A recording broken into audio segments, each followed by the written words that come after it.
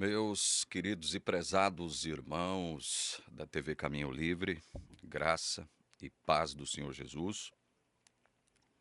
Mais um vídeo, e nesse vídeo a gente dá continuidade às nossas discussões sobre a questão do sábado, certo?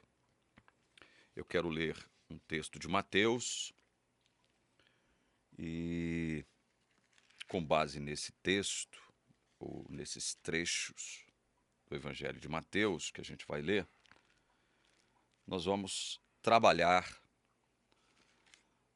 alguns aspectos da questão sabática, certo?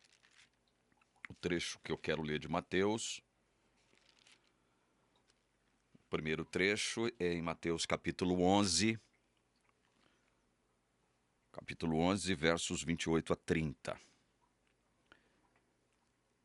Palavras de Jesus: venham a mim, todos vocês que estão cansados e sobrecarregados, e eu vos aliviarei. Tomem sobre vocês o meu jugo e aprendam de mim, porque sou manso e humilde de coração, e vocês acharão descanso para a sua alma, porque o meu jugo é suave e o meu fardo é leve. São palavras muito conhecidas de nós cristãos.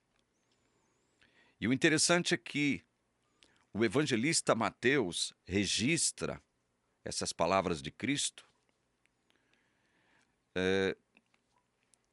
imediatamente antes de registrar o que ele começa a afirmar a partir do capítulo 12, verso 1. Por aquele tempo, num sábado, Jesus passou pelas searas. Estando seus discípulos com fome, começaram a comer espigas e a comer. Os fariseus, vendo isso, disseram a Jesus: olhe, seus discípulos estão fazendo o que não é lícito fazer num sábado. Mas Jesus lhes disse: vocês não leram o que Davi fez quando ele e os seus companheiros tiveram fome? Como entrou na casa de Deus e comeram os pães da proposição, os quais não era lícito comer, nem a ele, nem aos que estavam com ele, mas exclusivamente aos sacerdotes? Ou vocês não leram na lei que aos sábados os sacerdotes no templo profanam o sábado e ficam sem culpa? Pois eu lhes digo que aqui está quem é maior do que o templo. Mas se vocês soubessem o que significa quero misericórdia e não sacrifício, não teriam condenado inocentes, porque o Filho do Homem é Senhor do sábado. No meu vídeo anterior, onde eu tratei de comentar Marcos 2, 27 e 28,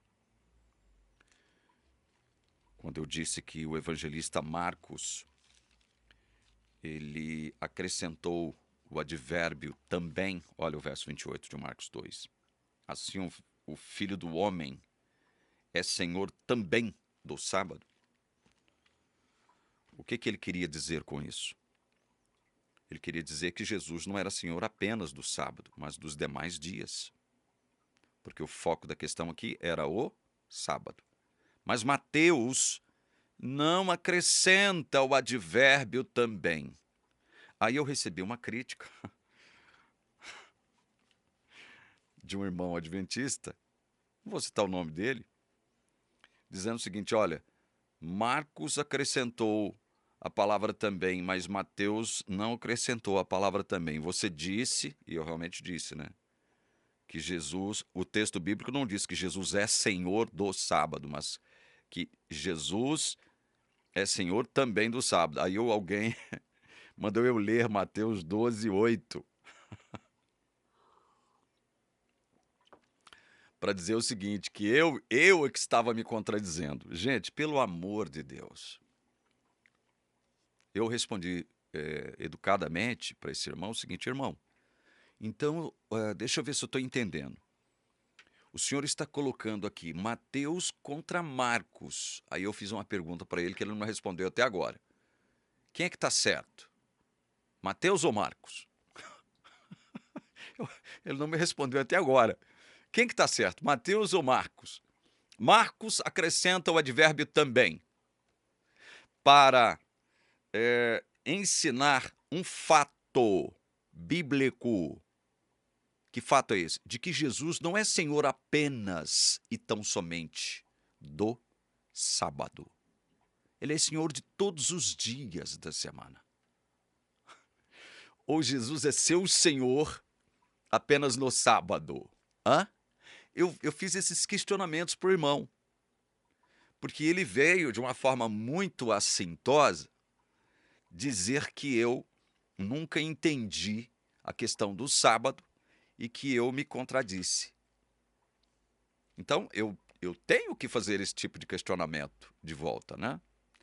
Mateus não acrescentou o advérbio também.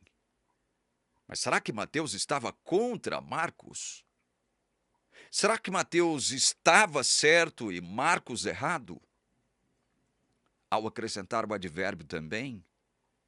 Ou será que quando Cristo diz, porque o Filho do Homem é Senhor do sábado, aqui em Mateus, ele estaria dizendo que ele é Senhor só do sábado? Ele não é Senhor do primeiro, do segundo, do terceiro, do quarto, quinto e sexto dias da semana? Ele não é Senhor dos demais dias da semana?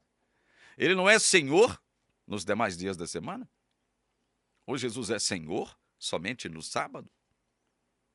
Ora, a gente tem que fazer esse tipo de questionamento, irmãos. A gente tem que fazer. Porque senão a Bíblia se torna contraditória, como esse irmão está tentando fazer comigo. Tentando colocar Mateus contra Marcos, Marcos contra Mateus. Então alguém está certo e alguém está errado. É isso. Gente, olha, não é uma crítica, mas uma observação. O adventista costuma fazer isso ignorantemente, ingenuamente, colocar Bíblia contra a Bíblia. Aquele que me levou para a igreja adventista, que infelizmente faleceu recentemente, uma pessoa por quem eu sempre nutri o maior respeito. Eu gostava desse cara como se ele fosse meu irmão de sangue. Ele costumava fazer isso aqui. Colocar Ezequiel contra Paulo. Colocar Moisés contra Paulo. Paulo contra Moisés, Paulo contra Ezequiel. Ele costumava fazer isso ingenuamente, tolamente. E não aceitava qualquer tipo de correção. Assim fazem os adventistas. De forma, eu diria, não intencional. Não intencional. Mas é porque os teólogos e pastores da igreja ensinaram eles a fazer isso. Colocar Bíblia contra Bíblia. Mas vamos lá. Vamos analisar o texto em questão? Jesus diz, olha, venham a mim, todos vocês que estão cansados e sobrecarregados, e eu vos aliviarei. Isso aqui é importante. Por que é importante? Porque o ministério de Cristo, o Verbo que se tornou carne e habitou entre nós, ele tinha esse propósito maior. Que propósito? Reorientar o espírito da lei de Moisés, não para a letra da lei, mas para si mesmo. Jesus, olha só o que eu estou fazendo, olha só o que eu estou afirmando. O propósito maior do ministério de Cristo era reorientar o espírito da lei de Moisés, não para a própria letra de Moisés, é óbvio, mas para si mesmo. Redirecionar o foco da atenção, não só de judeus, bem como de gentios, da letra da lei de Moisés, para ele mesmo. Ele, enquanto filho do homem. O Verbo que se tornou carne e habitou entre nós. Ou seja, a vida dos crentes, não importando se eram judeus, se eram gentios, a partir de agora, tinha que estar fundamentada não na letra da lei, mas nele mesmo, em Cristo. É por isso que Cristo diz aqui: venham a mim, todos vocês que estão cansados e sobrecarregados, e eu vos aliviarei. Aí ele diz mais, olha, o que ele diz, que isso aqui é importante. Tomem sobre vocês o meu jugo. Olha, existe um jugo que a gente deve tomar. Cristão não vive sem jugo. Cristão não vive por aí fazendo a sua própria vontade. O cristão que afirma ser cristão, mas que anda por aí fazendo a sua própria vontade, ele não aprendeu a carregar o jugo de Jesus. Existe um jugo. Existe um jugo que eu e você, como cristãos, devemos carregar. Agora, este jugo é de Jesus. O jugo é dele. Tomem sobre vocês o meu jugo. E aí ele diz mais uma coisa importante. Aprendam de mim.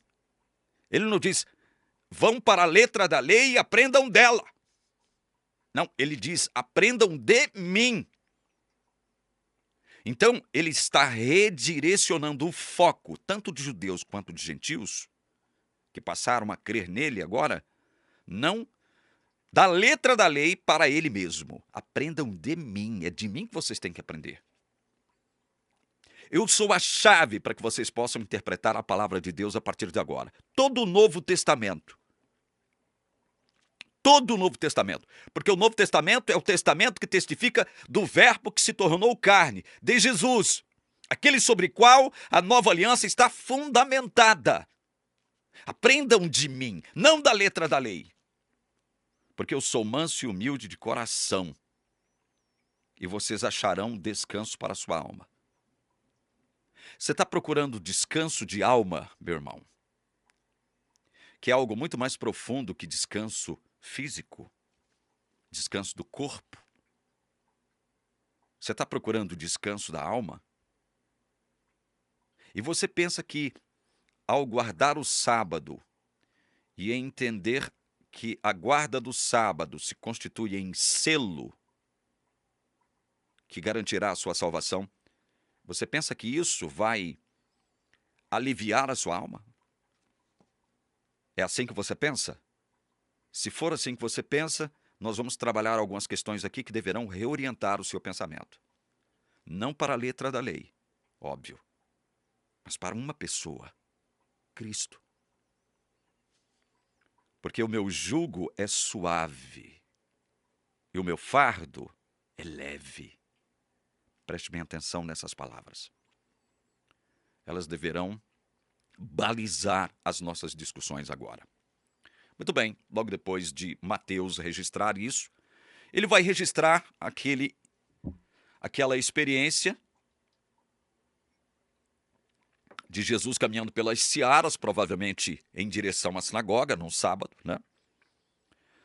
E aí os discípulos, na medida em que eles vão caminhando, vão pegando espigas, a gente não tem informação se era de cevada, se era de trigo, e comendo. E o interessante é que os fariseus estavam vendo isso. A gente deduz que eles estavam seguindo Jesus e os discípulos. De olho em Jesus. Mas pelos motivos errados, né? Lógico, né? Os fariseus, vendo isso, disseram a Jesus: olha, seus discípulos estão fazendo o que não é lícito fazer no sábado. Aí Jesus refresca a memória deles com relação ao que Davi fez. Olha, vocês não se lembram do que Davi fez?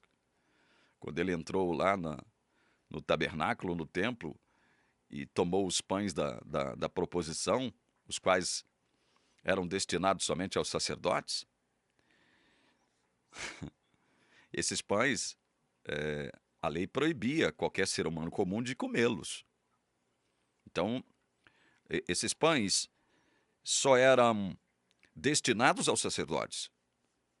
Não era lícito que uma pessoa comum tomasse desses pães e comesse. Mas Davi fez isso. Se alimentou dos pães e deu aos seus soldados que estavam com ele. Vocês não se lembram disso? Jesus vai relembrá-los. Aí Jesus diz mais: ou vocês não leram na lei que aos sábados os sacerdotes no templo profanam o sábado e ficam sem culpa? Estão lá no templo, todos bem vestidos, todos bem trajados. Mas Jesus diz que eles, os sacerdotes, profanavam o sábado e ficavam sem culpa. É interessante isso aqui, meus irmãos. Isso aqui é muito interessante. Por sacrificarem no sábado, eles eram obrigados a fazer isso, pela lei. Mas Jesus está dizendo que eles profanavam o sábado e ficavam sem culpa. Por que isso? Porque o mandamento do sábado dizia claramente: olha, cesse todas as suas obras. As suas, dos seus servos, do estrangeiro que está dentro das suas portas e que já é contado como israelita, como você, e até dos seus animais. Cesse, para. Cessa tudo. Eu não vou aceitar nenhuma obra sua no sétimo dia. Então Jesus chama a atenção dos fariseus que estavam acusando os seus discípulos de infringirem a letra da lei.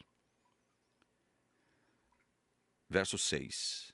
Pois eu lhes digo que aqui está quem é maior do que o templo. Mas a discussão aqui não era a questão do sábado. Não.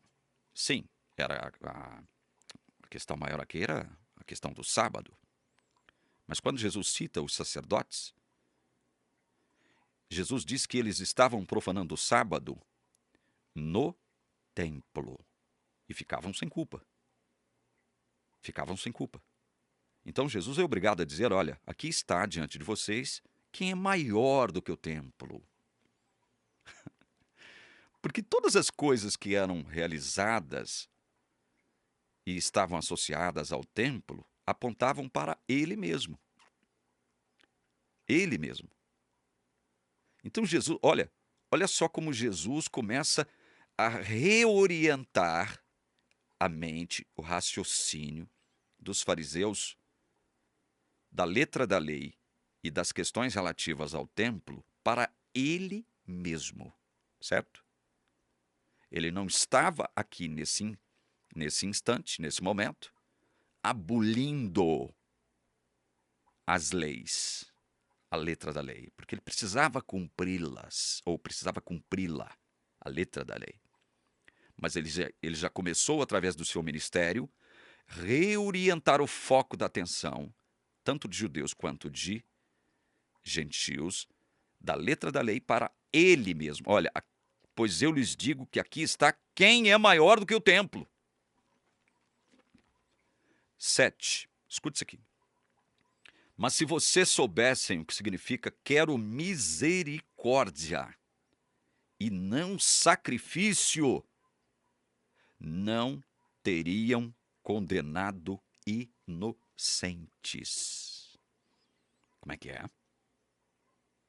Se o próprio Jesus reconheceu a infração da lei, porque ele mesmo diz aqui, ó, como entrou na casa de Deus, acerca de Davi, né?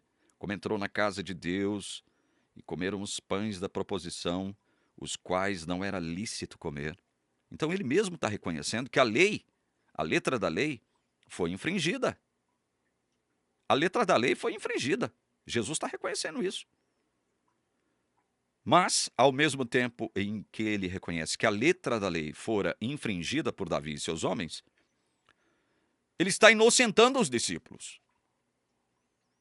Ele está inocentando os discípulos. São inocentes. São inocentes. São inocentes perante quem?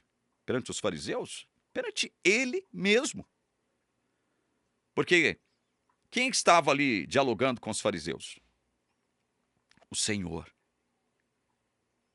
O Senhor. O Senhor está acima da lei. Afinal de contas, ele é o Senhor da lei. Ele está acima da lei. Agora, enquanto Filho do Homem, o Verbo encarnado, que precisava cumprir a lei, é como diz Paulo aos Gálatas, nascido de mulher, nascido sob a lei. Jesus se submetia à lei porque ele precisava cumpri-la em si mesmo, e ao cumpri-la em si mesmo, produzir justiça que salvaria todos os crentes nele, inclusive judeus, inclusive muitos fariseus. Então ele diz: quero misericórdia e não sacrifício. Eu quero misericórdia. O meu propósito maior aqui é misericórdia. E aí nós vamos discutir isso aqui, porque eu quero ler alguns trechos do livro do Dr. Samuel Bacchiocchi, eminente teólogo adventista já falecido, por quem eu sempre nutri muito respeito, porque era um erudito adventista. Só que quando ele escreve seu livro, do sábado para o domingo, é um livro que procura traçar o desenvolvimento da história da guarda do domingo, né, ao longo das eras, a partir da igreja primitiva, ele vai puxar a brasa para a sardinha do adventismo, é lógico, porque ele era adventista, morreu adventista, né? Mas ele faz alguns comentários interessantes, especialmente sobre isso aqui. Mas se vocês soubessem o que significa quero misericórdia e não sacrifício, não teriam condenado inocentes, porque o Filho do Homem é Senhor do sábado. Dr. Bacchiocchi diz assim, acerca desse relato aqui de Mateus. Ele diz assim, olha, Cristo raciocinou a major e ad menos, para demonstrar que seus discípulos eram inocentes, pois como Davi, tinham obedecido à superior lei da necessidade. Prestem bem atenção nisso aqui, meus irmãos adventistas, que porventura estejam me assistindo agora. Seus discípulos, assim como Davi, tinham obedecido à superior lei da necessidade. Quando foi que você já ouviu falar sobre essa superior lei da necessidade dentro da igreja adventista? Quando foi? Já ouviu alguma vez alguém fazer citação dessa expressão? Superior lei da necessidade? Já? Se já, você é um privilegiado, então você deve ter entendido alguma coisa. Aí o Dr. Samuel Bacchiocchi continua. O ponto a observar, portanto, é que Cristo não minimiza a infração do preceito ao introduzir uma casuística mais liberal. Casuística mais liberal. Acerca de quê mesmo? Do sábado. Acerca do sábado. Ele vê que todas as formas de casuística escravizam o homem. Ao contrário, Cristo declara explicitamente que a ação de Davi não era lícita. Os discípulos também, ele inclui, por sua ação, violaram a lei sabática de completo repouso. Todavia, nos dois exemplos, eles foram perdoados, porque a obrigação maior sobrepôs-se à menor. Isto é, a misericórdia foi mais importante do que o sacrifício. Observem o que o Dr. Bacchiocchi está comentando a respeito desse fato aqui, narrado por Mateus, no capítulo 12, e depois por Marcos, lá no capítulo 2. Superior da lei da necessidade. Essa lei, essa superior lei da necessidade, ela é superior em relação a que mandamento? A que lei? A lei sabática. Ela deve preceder a lei sabática. Que lei? A superior lei da necessidade. Observem isso. Tenham isso em mente. Quer dizer que, quando o que está em jogo, quando o que está em questão em relação à lei sabática for a minha necessidade da minha família como meus próximos mais próximos, ou até mesmo a necessidade de um próximo, distante de mim, que não seja meu parente.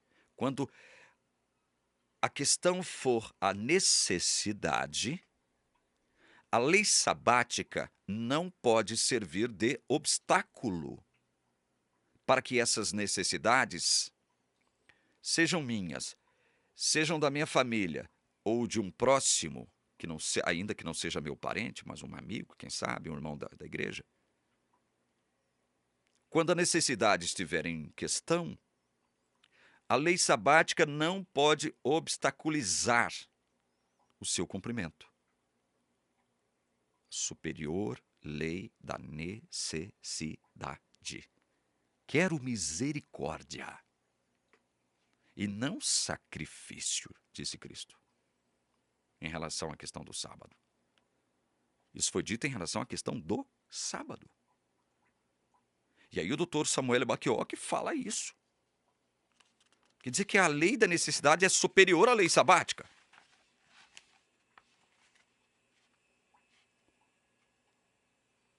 Eu quero ler o restante do relato de Mateus, aqui no capítulo 12,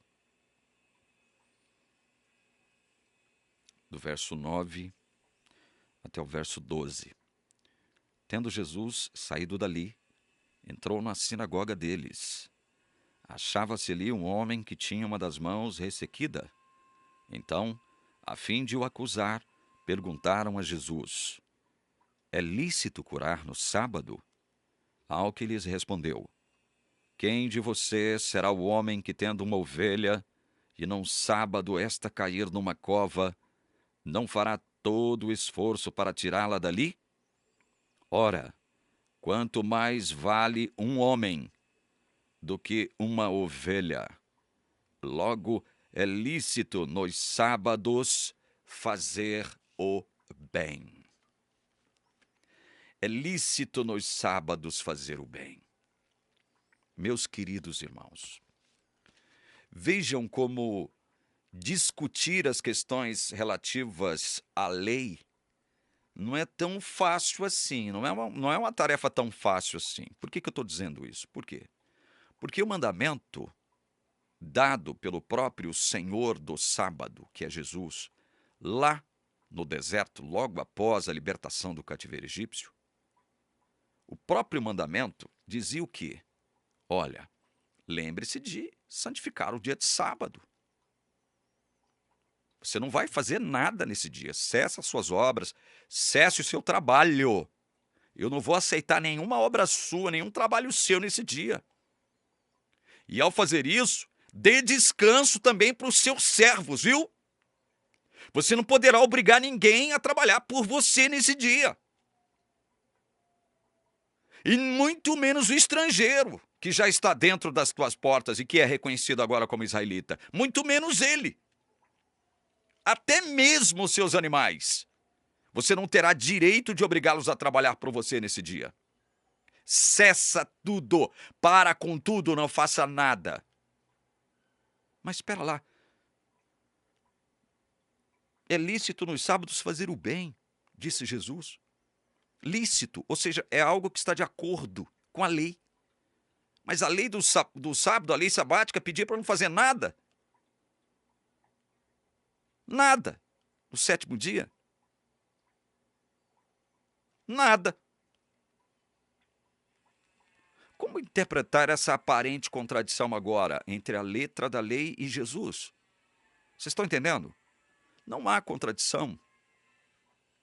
O que houve ao longo das eras é que Deus, através dos seus profetas e depois através do Messias, o Cristo, procurou colocar as coisas na devida perspectiva para o seu povo, que era de dura cerviz, era um povo teimoso, um povo desobediente, um povo rebelde, e que, em sua grande maioria, nunca guardou o sábado adequadamente. Foi um povo que sempre desobedeceu à guarda do sábado. Por isso que Deus vai dizer, através do profeta Isaías, que ele estava cansado de recebê-los nos seus átrios, ou seja, do templo, todos os sábados, com o coração cheio de maldade. Procuravam observar as exterioridades da lei?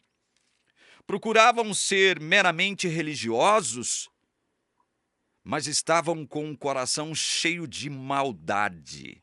O mal predominava no coração deles, muito embora eles guardassem o sábado do modo deles.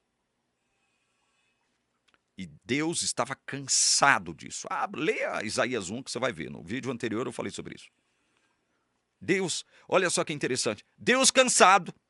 O próprio Isaías diz que Deus não se cansa. E o próprio Isaías está dizendo antes que Deus estava cansado. Não é uma contradição? Mas você tem que entender em que contextos as duas afirmações foram feitas pelo mesmo profeta. Quando ele diz que Deus não se cansa em relação ao seu poder é inexaurível. Ele não se cansa. Seu poder é inexaurível. Seu poder não tem fim. É nesse sentido que ele diz que Deus não se cansa. Agora, o coração de Deus estava cansado de ver o seu próprio povo, para quem ele deu a lei sabática, desobedecer o espírito da lei. Mas como o espírito da lei, se a própria lei dizia que não era para fazer nada? Nada. Mas embutido ali no mandamento do sábado, deveria haver a preocupação do israelita para com o seu próximo servo, seu próximo estrangeiro e até mesmo seus animais. Então quer dizer que havia um aspecto moral no mandamento? Havia um aspecto moral aí, porque o israelita deveria se preocupar com seu servo e com seu estrangeiro. Ao longo das eras, Deus vem tentando incutir na cabeça, no coração do seu povo, o seguinte: olha, vocês se lembram que quando eu chamei Abraão, isso está lá no capítulo 12, vamos abrir lá, só para refrescar a memória de vocês, e para consubstanciar o nosso raciocínio. Era como se Deus estivesse dizendo para o povo israelita, né? O Senhor disse a Abrão: sai da sua terra, da sua parentela, da casa de seu pai, e vá para a terra que lhe mostrarei. Farei de você uma grande nação, e o abençoarei, e engrandecerei o seu nome. Seja uma bênção. Abençoarei aqueles que o abençoarem, e amaldiçoarei aquele que o amaldiçoar. Em você serão benditas todas as famílias da terra. Em você serão benditas todas as famílias da terra. Seja uma bênção. Vocês acham que essa ordem de Deus para Abraão não fora transferida para o seu povo, descendente de Abraão? O propósito maior de Deus com o povo de Israel era isso. Seja uma bênção para todas as famílias da terra. Ao obedecer os meus mandamentos, as minhas leis, ao estarem de conformidade com o espírito das leis que eu dei para vocês, vocês deveriam ser o quê? Uma bênção para todas as famílias da terra. Então, Deus é obrigado a ir reorientando a mente e o coração do seu povo, especialmente em relação à lei sabática que estava sendo minimamente considerada pelo seu próprio povo. Por isso é que Deus, através do profeta Isaías, aqui em Isaías capítulo 58, a partir do verso 5, ele diz: será este o jejum que escolhi? Que num só dia a pessoa se humilhe, incline a sua cabeça como junco, estenda debaixo de si pano de saco e cinza? É isso que vocês chamam de jejum e dia aceitável ao Senhor? Será que não é este o jejum que escolhi? Que vocês quebrem as correntes da injustiça, desfaçam as ataduras da servidão, deixem livres os oprimidos e acabem com todo tipo de servidão? Será que não é também que vocês repartam o seu pão com os famintos, recolham em casa os pobres desabrigados, vistam os que encontrarem nus e não voltem as costas ao seu semelhante? Então a luz de vocês romperá como a luz do alvorecer, e a sua cura brotará sem demora. A justiça irá diante de vocês, e a glória do Senhor será a sua retaguarda. Então vocês pedirão ajuda e o Senhor responderá. Gritarão por socorro e ele dirá: eis-me aqui. Se tirarem do meio de vocês todo tipo de servidão, o dedo que ameaça e a linguagem ofensiva, se abrirem o seu coração aos famintos e socorrerem os aflitos, então a luz de vocês nascerá nas trevas, e a escuridão em que vocês se encontram será como a luz do meio-dia. O Senhor os guiará continuamente, lhes dará de comer até em lugares áridos e fortalecerá os seus ossos. Vocês serão como um jardim regado e como um manancial cujas águas nunca secam. Vocês reconstruirão as antigas ruínas, levantarão os fundamentos de muitas gerações, e serão chamados de reparadores de brechas, restauradores de veredas, para que o país se torne habitável. Se vigiarem os seus pés, para não profanarem o sábado, se deixarem de cuidar dos seus próprios interesses no meu santo dia, se chamarem ao sábado de meu prazer, e santo dia do Senhor digno de honra, se guardarem o sábado não seguindo os seus próprios caminhos, não pretendendo fazer a sua própria vontade, nem falando palavras vãs, então vocês terão no Senhor a sua fonte de alegria. Eu os farei cavalgar sobre os altos da terra, e os sustentarei com a herança de Jacó, seu pai. Porque a boca do Senhor o disse. Vocês estão percebendo como é interessante? Como devia o israelita observar a questão sabática? Não como simplesmente um sinal que os distinguisse dos demais povos da terra, cujo significado deveria ser aquele que eles encarnaram sempre. Não, nós somos superiores aos demais, somos melhores que os demais, Deus nos ama mais do que todos, a nossa religião é única, nós somos superiores, somos os melhores. Deus, então, através dos seus profetas, tem que ir redirecionando o foco da atenção do povo, não deles mesmos, mas para o próximo. Vejam que o sábado, aqui, descrito pelo profeta Isaías, ele pede que você se preocupe menos com você mesmo e se preocupe mais com o seu próximo, que porventura esteja sofrendo qualquer tipo de injustiça. Está entendendo? Então, é por isso que Jesus, quando ele vem, ele diz: é lícito nos sábados fazer o bem. Ou seja, está de acordo com o espírito da lei fazer o bem nos sábados. Só que tem um problema, meus irmãos. Só que tem um problema. Assim como os fariseus fizeram, o adventista ele faz de modo semelhante. E com muito mais gravidade. Por quê? Porque os tempos são outros, né? Os tempos são outros, nós não vivemos segundo o jugo da letra da lei de Moisés. Nosso mundo é diferente daquele mundo no qual Jesus viveu, onde Jesus ministrou, onde Jesus habitou. E mais um detalhe. Os meus irmãos adventistas, eu falei isso com muito respeito,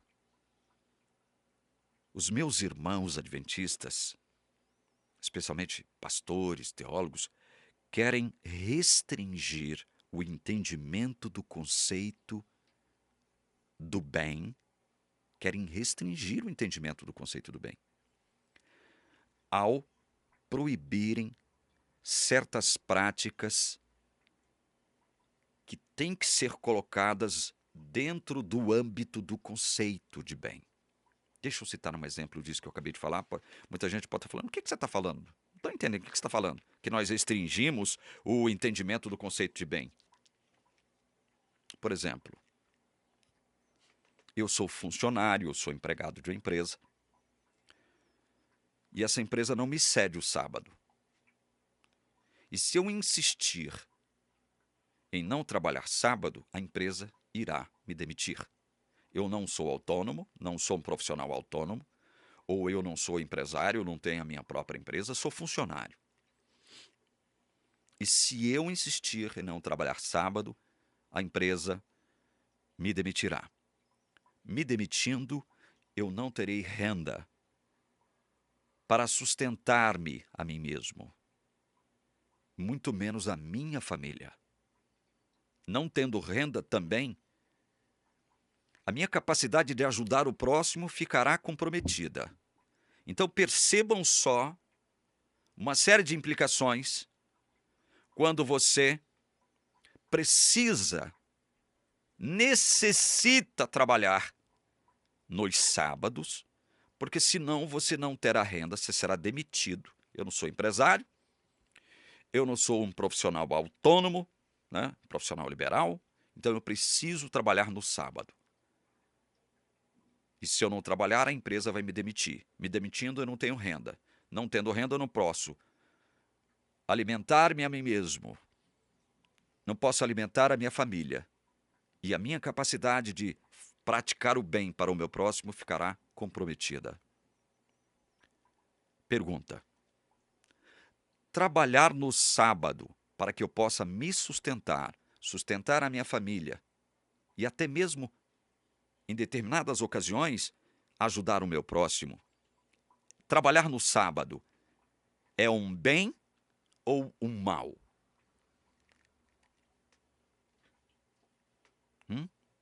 É um bem ou é um mal? Por que eu estou perguntando isso? Porque Jesus deixou claro o seguinte: é lícito nos sábados fazer o bem. Jesus não restringiu o entendimento de conceito de bem aqui. Pelo contrário, ele universalizou o conceito de bem. Se o que você está fazendo no sábado é bem, ele se adequa ao conceito de bem, então é lícito fazer o que você está fazendo no dia de sábado. Quem é que está falando isso? O Senhor do sábado, que também é Senhor dos demais dias. Ele não é só Senhor do dia de sábado. Ele é Senhor também do primeiro, do segundo, do terceiro, do quarto, do quinto, do sexto dias. Vocês estão entendendo? Então, quando eu, a pretexto de observar a lei do sábado, porque o meu entendimento sobre a lei do sábado é o seguinte: não, a guarda do sábado é o selo que distinguirá o verdadeiro filho de Deus daquele que não é. Então, quando esse suposto decreto dominical for promulgado, se eu não guardar o sábado, não serei selado. Não sendo selado, não me salvarei.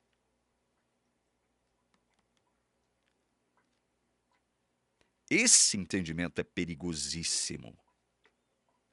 Esse entendimento é danoso. Por que ele é danoso? Porque você está condicionando o seu selamento e a sua salvação à guarda do sábado. Vocês estão entendendo? O Dr. Samuel Bacchiocchi, aqui no seu livro, do Sábado para o Domingo, ele faz algumas considerações importantes. Mas mesmo fazendo algumas considerações importantes e verídicas, ele vai desembocar em conclusões que são falaciosas. Ele diz aqui, olha, de forma correta, é muito significativo que nos evangelhos é dito menos sobre o ministério de pregação de Cristo aos sábados na sinagoga e mais sobre o seu ministério de compaixão e misericórdia em favor dos necessitados pecadores. Olha só que obviedade que ele diz aqui, mas é importante a gente salientar isso. Nos evangelhos é dito muito mais sobre o ministério de misericórdia e compaixão de Cristo do que dele pregando aos sábados nas sinagogas. Você consegue ver Cristo chegando em você, meu irmão, ou em qualquer pessoa? Deixa eu me colocar na cena. Sou um trabalhador, trabalho no sábado. Preciso trabalhar para me sustentar minha família. Você consegue, vendo Jesus chegar em mim, que estou trabalhando no sábado, e dizer o seguinte: meu filho Paulo, eu tenho uma péssima notícia para te dizer. Você está trabalhando no sábado. Eu proíbo o trabalho no sábado. Você está transgredindo a minha lei, o meu mandamento. Aí eu replico para o Senhor Jesus: Senhor, eu estou fazendo um bem ao trabalhar no sábado, eu estou fazendo um bem para mim, para minha família e, por implicação, ao meu próximo, porque se eu tiver renda, eu terei condições de ajudar o meu próximo, terei condições de manifestar misericórdia para com o meu próximo. Aí Jesus diz para mim: não, meu filho, o que você está fazendo é um bem, mas esse bem que você está fazendo, ele não foi contemplado pela lei. Vocês conseguem ver Jesus dizendo isso para mim ou para quem quer que seja que trabalhe no sábado? Não, o que você está fazendo eu reconheço que é um bem, para você e para sua família. Mas esse bem, ele não foi contemplado pela lei. Você consegue enxergar Jesus dizendo isso para alguém? Você consegue? Mesmo Jesus tendo dito o seguinte: quero misericórdia e não sacrifício, é lícito nos sábados fazer o bem. Você consegue ver Jesus dizendo isso para mim ou para qualquer um que trabalhe nos sábados? Você consegue ver isso? Você consegue enxergar isso? Hein? Você consegue? Vamos ler aqui para você raciocinar, botar sua mente, seu cérebro para funcionar. Êxodo 31:13 diz assim, eu sei que você conhece esse texto: fale aos filhos de Israel e diga-lhes o seguinte: certamente vocês guardarão os meus sábados, pois é sinal entre mim e vocês de geração em geração, para que vocês saibam que eu sou o Senhor que os santifica. Ezequiel vai repetir isso aqui lá no capítulo 20, verso 12. Então, o sábado deveria ser guardado pelo povo israelita, porque serviria de sinal entre Deus e o seu povo, para que eles soubessem que Deus é o Senhor que os santifica. Sinal entre Deus e o seu povo. Certo? Observem o que eu vou mostrar para vocês agora e o que nós iremos raciocinar com base nesses textos que eu vou mostrar para vocês agora. Percebam, sábado, sinal entre Deus e o povo de Israel. Entre Deus e o povo de Israel. Entre Deus e o povo de Israel. Leiam comigo então Atos 15, versículos 9 e 10.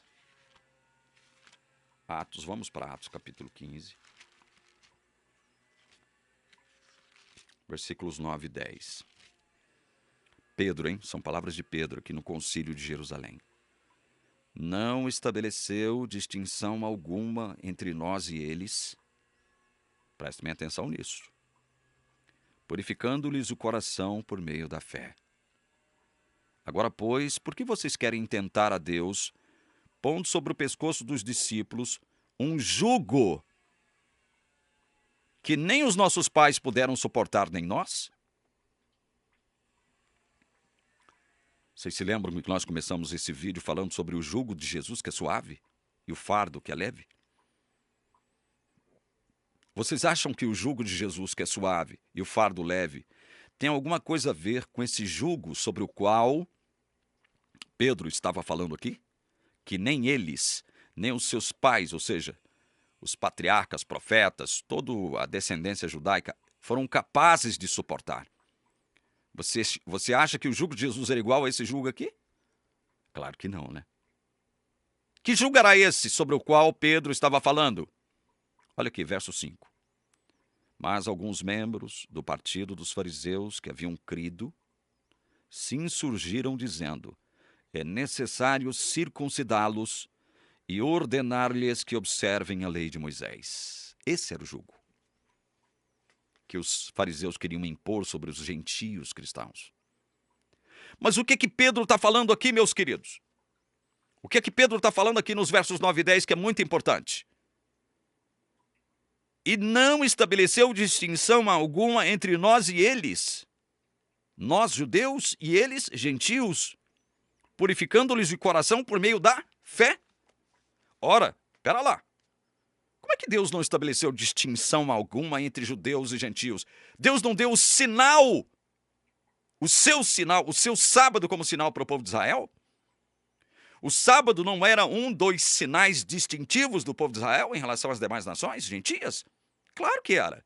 Então por que Pedro está falando aqui que, a respeito de Deus, e não estabeleceu distinção alguma entre nós e eles? Como é que isso se deu? Aí ele responde, olha, purificando-lhes o coração por meio da fé. Quer dizer que quando Jesus vem, e a fé nele passa a ser o critério, o maior critério que vai distinguir o verdadeiro crente daquele que não é verdadeiro crente, é o quê? É a fé.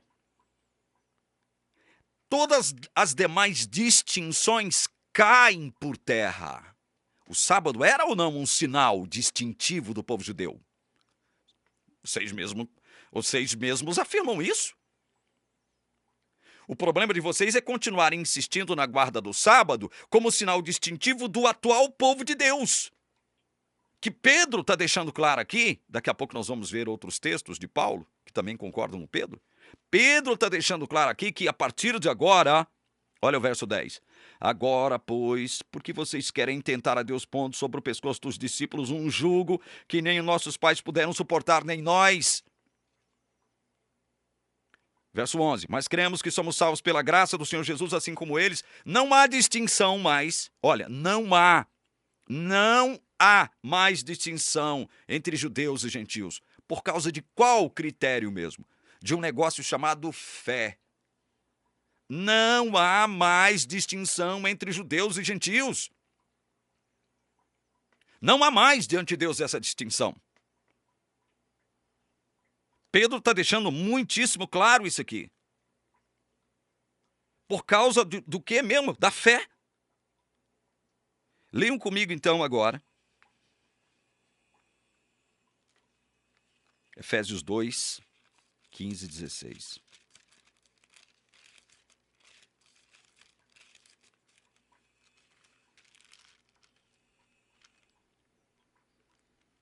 Efésios capítulo 2, versos 15 e 16. Olha o que Paulo diz. Cristo aboliu a lei dos mandamentos na forma de ordenanças, para que dos dois quem, cara pálida? Que dois são esses aqui? Judeus e gentios. Para que dos dois criasse em si mesmo uma nova humanidade. Olha. Cristo abole a lei dos mandamentos que consistia de ordenanças. Para quê mesmo?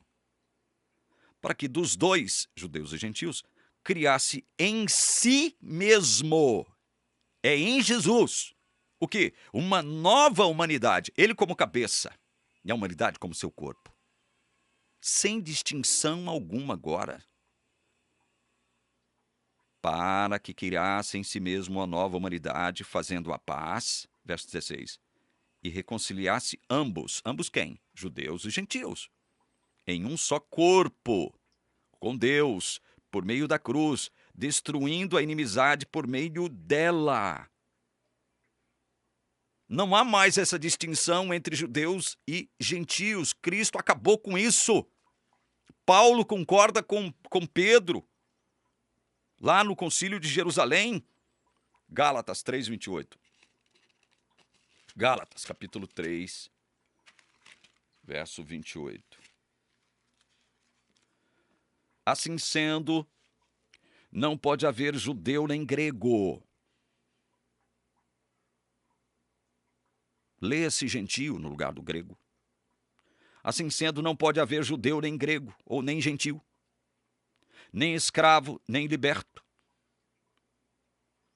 nem homem, nem mulher, porque todos vocês são um em Cristo Jesus.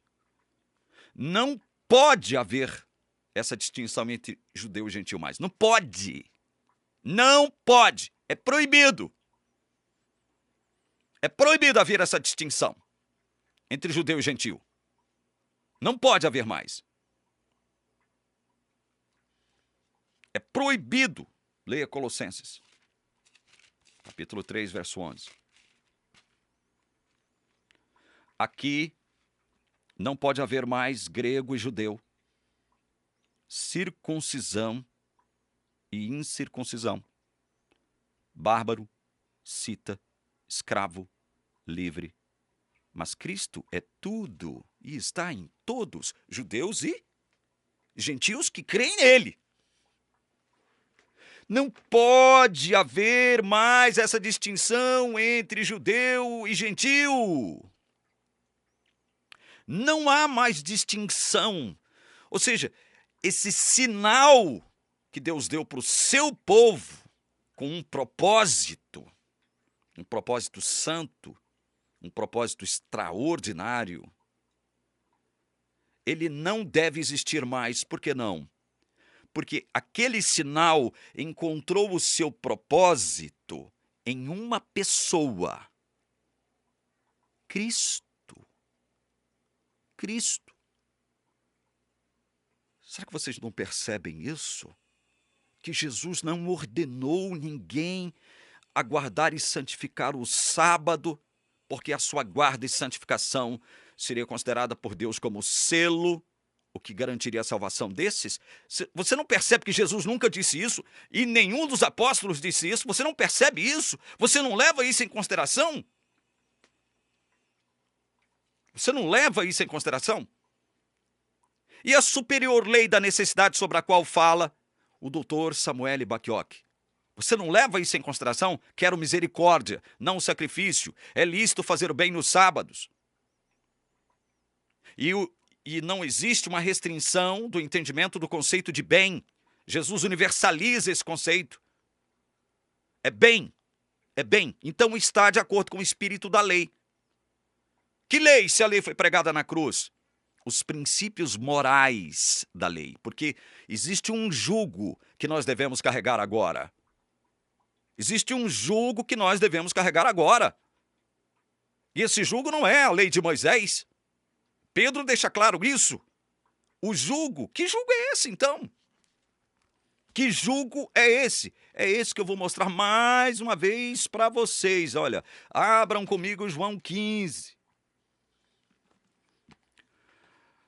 Vou mostrar para vocês qual é o jugo que nós devemos carregar. João 15, 17. O que eu lhes ordeno é isto, que vocês amem uns aos outros.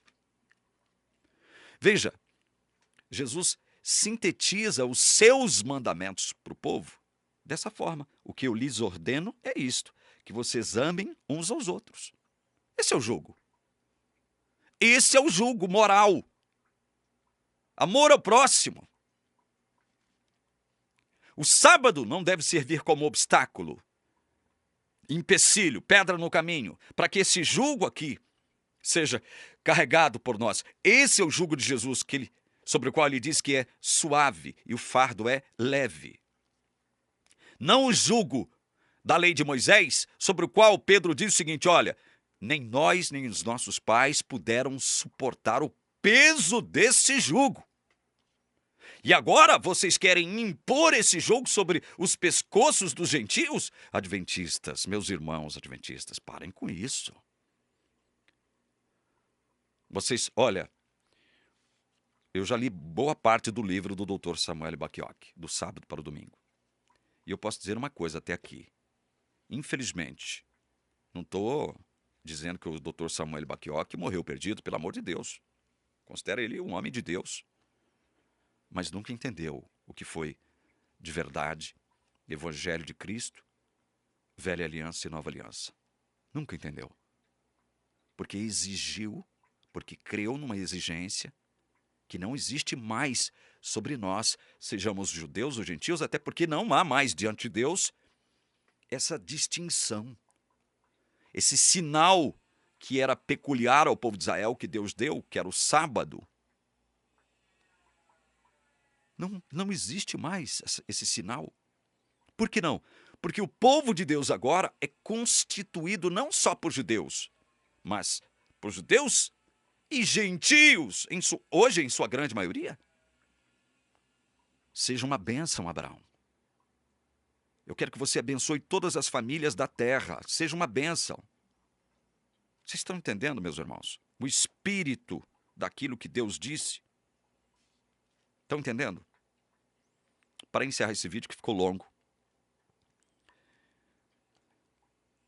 Lembrem-se, quando Jesus diz o seguinte, olha, eu sou o Senhor também do sábado, ele estava querendo dizer o seguinte, eu sou o Senhor do primeiro dia da semana, houve tarde de manhã o primeiro dia. Quem foi o Senhor desse primeiro dia lá no Éden? Jesus. Houve tarde de manhã o segundo dia. Quem foi o Senhor que criou tudo no segundo dia? Jesus. Houve tarde de manhã o terceiro dia. Quem foi o Senhor desse terceiro dia, que criou todas as coisas nesse dia? Jesus. Houve tarde de manhã o quarto dia. Quem foi o Senhor desse dia? Jesus. Houve tarde de manhã o quinto dia. Quem foi o Senhor desse dia? Jesus. Houve tarde de manhã o sexto dia. Quem foi o Senhor desse dia? Jesus. Mas quando chega no sábado, Deus descansa, abençoa e santifica o sétimo dia. Mas não há a repetição da fórmula houve tarde de manhã o sétimo dia. Por que não? Porque quando Deus descansa no sábado, mais uma vez eu sou obrigado a dizer isso.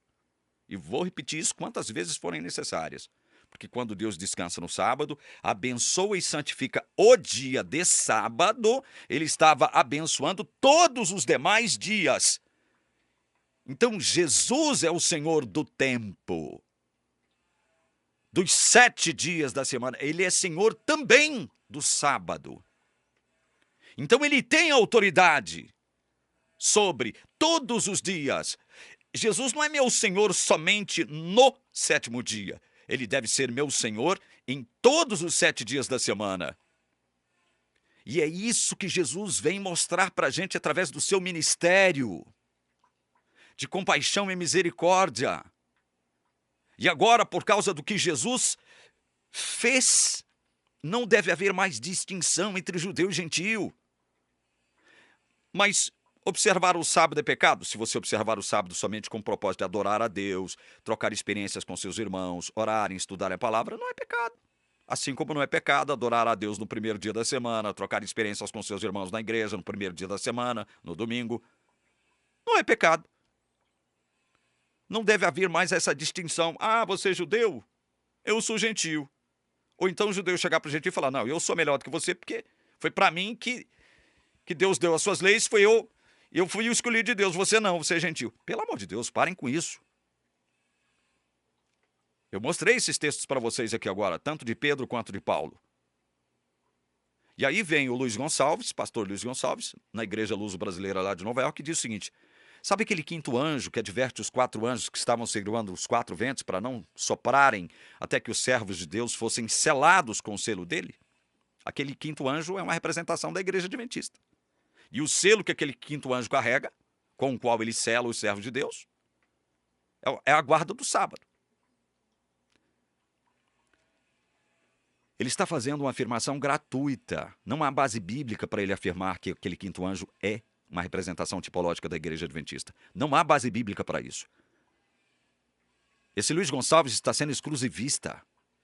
Está fazendo distinção onde não há distinção. Não há igreja.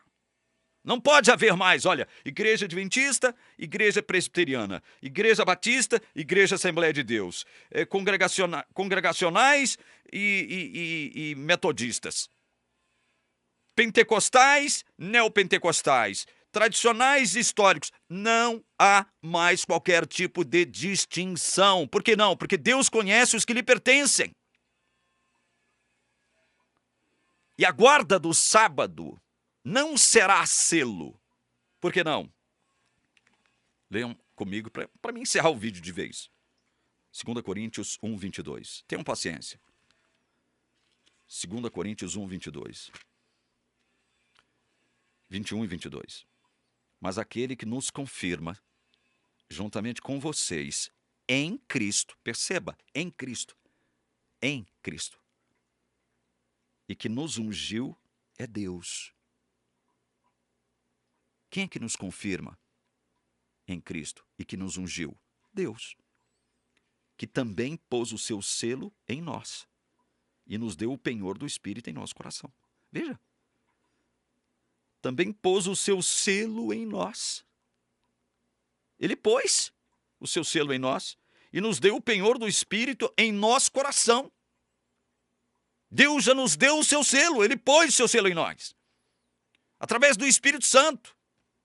Quando operou a regeneração em nós, no nosso coração, já somos pessoas seladas. Você que creu, irmão adventista, irmã adventista, verdadeiramente em Jesus, já possui o selo de Deus em você, porque o Espírito Santo habita em você. Olha o que o próprio Paulo vai dizer em 2 Timóteo 2,19. 2 Timóteo 2,19. Entretanto, o firme fundamento de Deus permanece, tendo este selo. Que selo? O Senhor conhece os que lhe pertencem. Por isso é que não há mais distinção entre o judeu e o gentil, escravo e livre, bárbaro e cita, brasileiro e alemão, israelita e americano, igreja adventista, igreja presbiteriana, batista e metodista. Não há mais esse tipo de distinção. O que nos iguala como crentes, filhos de Deus, que somos conhecidos por Ele, é a fé.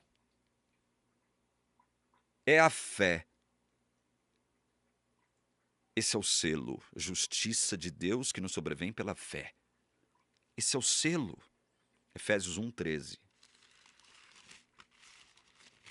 Efésios 1:13. Olha o que a Bíblia diz. Nele, em quem? Cristo. Nele também vocês, depois que ouviram a palavra da verdade, o evangelho da salvação, tendo nele também crido, receberam o selo do Espírito Santo da promessa. Meu Deus do céu, meu irmão adventista, acorde em nome de Jesus, abra os seus olhos em nome de Jesus. Olha o que a palavra está dizendo, que você já recebeu o selo de Deus. Quando? Quando eu recebi o selo de Deus? Quando você creu em Jesus, você recebeu o selo do Espírito Santo da promessa.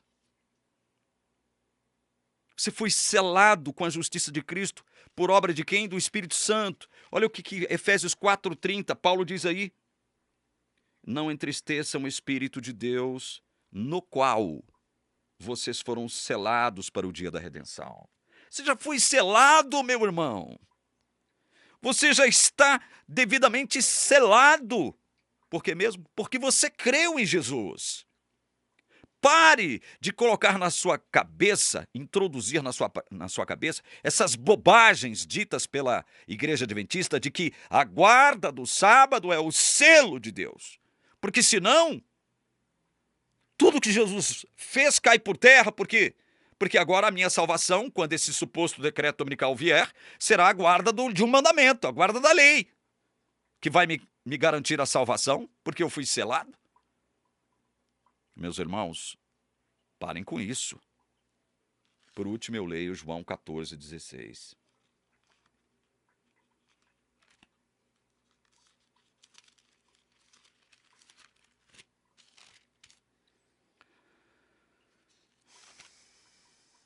Eu pedirei ao Pai, e Ele lhes dará outro Consolador, a fim de que esteja com vocês para sempre. Que Consolador é esse? Verso 17. É o Espírito da verdade que o mundo não pode receber, porque não o vê, nem o conhece. Vocês o conhecem porque Ele habita com vocês e estará com vocês. Por quanto tempo o Espírito vai estar conosco? Para sempre. Você crê nisso? Você crê que você já foi selado? Quando você creu em Jesus, recebeu a justiça de Cristo imputada sobre você quando você creu nele? e por isso você está selado? Você crê nisso? Ou não? Ou você deixou de crer na palavra? Ou você crê, meu irmão, minha irmã adventista, só em alguns textos da palavra de Deus que lhes são convenientes? Preste atenção nisso, meu irmão. Estou dizendo isso não com deboche, não com sarcasmo. Converta-se à palavra de Deus. Para com esse negócio de querer dizer que a guarda do sábado será selo, sem o qual você não será salvo. Continue guardando o sábado. Adore a Deus no sábado, estude a Bíblia no sábado, encontre com seus irmãos no sábado. Não é pecado fazer isso? Claro que não. É bom. Mas não considere que aqueles que guardam domingo fazendo a mesma coisa que você faz no sábado estão errados e você está certo. Eles estarão perdidos e você estará salvo. Pare com isso. Não há mais essa distinção judeu e gentil, bárbaro e cita, escravo e livre, homem e mulher. Não há mais essa distinção, igreja adventista, igreja presbiteriana. Ah, a igreja adventista é melhor, a igreja presbiteriana não presta. Pare com isso. Isso acabou. Que Deus te abençoe, te guarde, te converta a sua palavra em nome de Jesus. Amém.